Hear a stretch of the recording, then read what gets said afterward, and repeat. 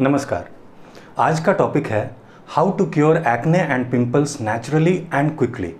तो सबसे पहले एक डिफरेंस को समझते हैं। The difference between acne and pimples. Acne उस मेडिकल कंडीशन का नाम है या फिर उस बीमारी का नाम है जिसकी वजह से कई सिम्टम्स आ सकते हैं। उनमें से एक सिम्टम का नाम है पिंपल्स।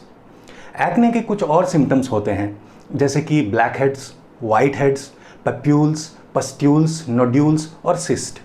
इसका मतलब ये हुआ कि कील, मुहासे, फोड़ा, फुंसी या पिंपल्स का रूट कॉज है एक्ने। अगर इस मेडिकल कंडीशन को, जिसको एक्ने कहते हैं, हम जड़ से ख़त्म कर दें तो इससे रिलेटेड किसी भी सिम्टम की परेशानी ही ख़त्म हो जाएगी। लेकिन एक्ने का नेचुरल क्योर जानने से पहले थोड़ा सा ये जान लेना ज़रूरी है कि एक्ने वाली मेडिकल कंडीशन होती क्यों है। एक्ने एक ऐसा स्किन डिजीज़ है जिससे आपका चेहरा, गला, छाती, कंधे और पीठ प्रभावित हो सकते हैं। टीनेज में एक्ने बहुत ही कॉमन होता है क्योंकि बॉडी में कई सारे हार्मोनल इम्बैलेंसेस हो रहे होते हैं। लेकिन आप अपने एडल्टहुड में भी एक्ने के शिकार हो सकते हैं। आपको पता होगा कि हथेली और तलवे को छोड़कर हमारी पूरी बॉडी पे छोटे छोटे बाल होते हैं और ये बाल या रोंगटों की वजह से हमारी स्किन पे छोटे छोटे पोर्स या छिद्र होते हैं। आपकी बॉडी के स्किन को और स्किन पे जो बाल होते हैं उनको ल्यूब्रिकेटेड रखने के लिए आपकी बॉडी एक ग्लैंड पे डिपेंड करती है जिसको कहते हैं सीबेशियस ग्लैंड। सीबेशियस ग्लैंड आपकी स्किन के ठीक नीचे पाए जाते हैं। ये ग्लैंड्स एक ऑयल सिक्रीट करते हैं जिसको कहते हैं सीबम। ये जो तेल होता है सीबम, ये आपके हेयर फॉलिकल्स की जड़ों से ट्रैवल करता हुआ स्किन के पोर्स से बाहर निकलता है और आपके स्किन को कवर कर लेता है, जिससे आपकी स्किन ल्यूब्रिकेट होती है। आपने गौर भी किया होगा कि कभी कभी बिना वजह चेहरे पे तेल सा आ जाता है। आपके स्किन पे जो बाल होते हैं वो लगातार बढ़ते रहते हैं और ये लगातार डेड स्किन सेल्स को बाहर निकालते रहते हैं। तो जब ये तेल स्किन के पोर्स से बाहर निकलता है तो उन डेड स्किन सेल्स की सफाई भी होती रहती है। लेकिन जब आपकी बॉडी कुछ ज़्यादा ही ऑयल या सीबम प्रोड्यूस करता है और साथ में आपकी बॉडी डेड स्किन भी ज़्यादा प्रोड्यूस करने लगती है, तो ऐसी स्थिति में आपकी स्किन के पोर्स ब्लॉक हो जाते हैं या क्लॉग्ड अप हो जाते हैं। इसको कहते हैं स्किन ब्लेमिशेस होना। अब क्या होता है कि जो बैक्टीरिया आपके स्किन पे ऑलरेडी मौजूद होते हैं वो स्किन ब्लेमिशेस वाले इलाके में या फिर क्लॉग्ड अप पोर्स वाले एरिया में तेज़ी से मल्टीप्लाई करने लगते हैं। इससे उस जगह पे इन्फ्लेमेशन या सूजन आ जाता है, जो कि आपकी बॉडी का डिसीजन होता है आपको उन बैक्टीरिया से बचाने के लिए।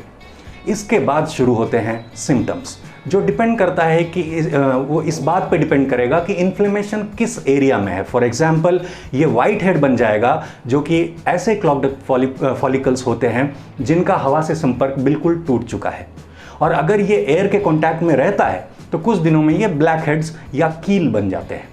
इन्हीं क्लॉग्ड फॉलिकल्स में जब पस आ जाता है तो इनको कहते हैं पस्ट्यूल्स या फिर पिंपल्स। और जब पस ज़्यादा भर जाता है और ये पिंपल्स बड़े हो जाते हैं और स्किन के ज़्यादा डीप चले जाते हैं तो यही पिंपल्स कुछ दिनों में सिस्ट बन जाते हैं। अब बात करते हैं कि एक्ने की कंडीशन आखिर होती क्यों है। क्यों डेड स्किन सेल्स ज़्यादा प्रोड्यूस होने लगते हैं, या फिर क्यों सीबम ऑयल ज़्यादा प्रोड्यूस होने लगता है, और क्यों ये पोर्स ब्लॉक हो जाते हैं। पहला कारण हार्मोनल चेंजेस, जैसे कि प्यूबर्टी, प्रेगनेंसी या फिर मेंस्ट्रुअल साइकिल। दूसरा कारण ऑलरेडी एग्जिस्टिंग पिंपल्स को छेड़ना या फोड़ देना। पिंपल्स को कभी भी नहीं छेड़ना चाहिए क्योंकि आपकी बॉडी ने आपको उन मल्टीप्लाइंग बैक्टीरिया से बचाने के लिए ये पिंपल्स बनाए हैं। You should trust the intelligence of your body and should never go against what it does for you. तीसरा कारण रगड़ रगड़ के स्किन को साफ करना या पोंछना। चौथा कारण स्किन पे प्रेशर पड़ने से, जैसे कि कॉलर का प्रेशर या हेलमेट या बैग के स्ट्रैप्स का प्रेशर। पांचवा कारण हाई ह्यूमिडिटी। छठा कारण कॉस्मेटिक्स, जैसे कि ऑयल बेस्ड प्रोडक्ट्स, सनस्क्रीन या फिर बालों का कोई भी प्रोडक्ट। और सातवां कारण है मेडिसिन्स, जैसे कि कॉर्टिकोस्टेरॉइड्स या एनाबॉलिक स्टेरॉइड्स। एक इंपॉर्टेंट बात, एक कॉमन बिलीफ है कि स्ट्रेस की वजह से या स्किन गंदा होने की वजह से पिंपल्स होते हैं। ये बात गलत है। ये मैं नहीं कह रहा, इस बात को national institute of arthritis and musculoskeletal and skin diseases ने कंफर्म किया है। एक और गुड न्यूज़ है आपके लिए कि ऑयली खाना खाने से या चॉकलेट खाने से मेजॉरिटी लोगों में पिंपल का कंडीशन नहीं डेवलप होता है। तो अब सीधा आते हैं सोल्यूशन पे। अब जो मैं बताने जा रहा हूँ उसको दिन में 2 बार करना है। सबसे पहले आप स्टीम ले लीजिए।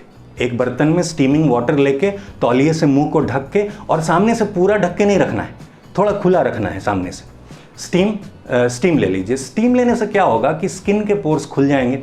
इसके बाद आप अपने चेहरे पे एक कॉटन में गुलाब जल लेके पूरे चेहरे को धीरे धीरे वाइप कर लीजिए। ऐसा करने से आपकी स्किन क्लीन हो जाएगी और हाइड्रेट भी हो जाएगी। रोज़ वाटर एक टोनर की तरह काम करेगा और आपकी स्किन से एक्सेस ऑयल को निकाल देगा। अब आप अपने फेस पे एक लेयर एलोवेरा जेल लगा लीजिए। अगर फ्रेश मिले तो ठीक है, नहीं तो आप पतंजलि का एलोवेरा जेल यूज़ कर सकते हैं। पर ध्यान रहे कि मसाज नहीं करना है, बस एक पतला सा लेयर लगा लेना है। इससे आपकी स्किन मॉइस्चराइज हो जाएगी। अब एक काम और करना है, एक पेस्ट बनाना है। आधा चम्मच मुल्तानी मिट्टी लीजिए, उसमें आधा चम्मच हल्दी पाउडर मिलाइए, उसमें 1/4 चम्मच शहद मिलाइए और 1 से 2 चम्मच पानी मिला के एक पेस्ट बना लीजिए। इस पेस्ट से आप अफेक्टेड एरिया को एक लेयर लगा के कवर कर लीजिए और सूखने दीजिए। बस जहाँ जहाँ पिंपल्स हैं वहीं पर लगाना है। ध्यान रखिएगा कि इसको तब लगाना है जब एलोवेरा जेल लगाए हुए कम से कम 1 घंटा हो गया हो। इसको लगाने के बाद अगर आप सोने जा रहे हैं तो सो जाएंगे, सुबह धोएंगे, या फिर 1 घंटे बाद धो लेंगे। दिन में 2 बार इस रेमेडी को करेंगे जब तक ठीक नहीं हो जाता है।